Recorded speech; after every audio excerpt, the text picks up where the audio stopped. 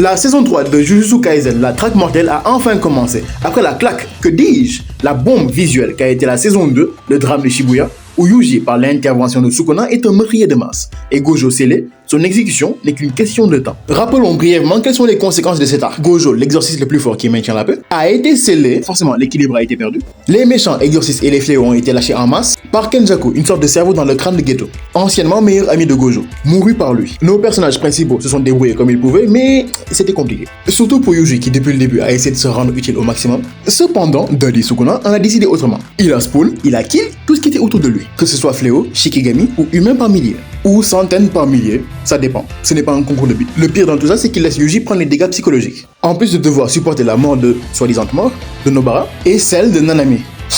J'en ai encore les larmes.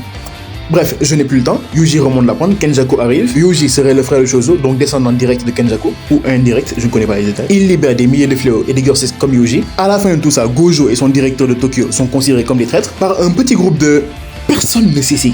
Au passage, ils ont décrété unilatéralement que toute aide envers ces deux personnes sera considérée comme une trahison. Vu que Gojo n'est plus là, ils ont envoyé Yuta, celui qui était censé être le personnage principal, exécuter Yuji. Et tous les êtres, exorcistes, non-exorcistes et fléaux, devront mettre en jeu leur vie. Et en parlant de jeu, je crois que c'est exactement le nom du prochain arc, la traque mortelle, ou en anglais, The Killing Game.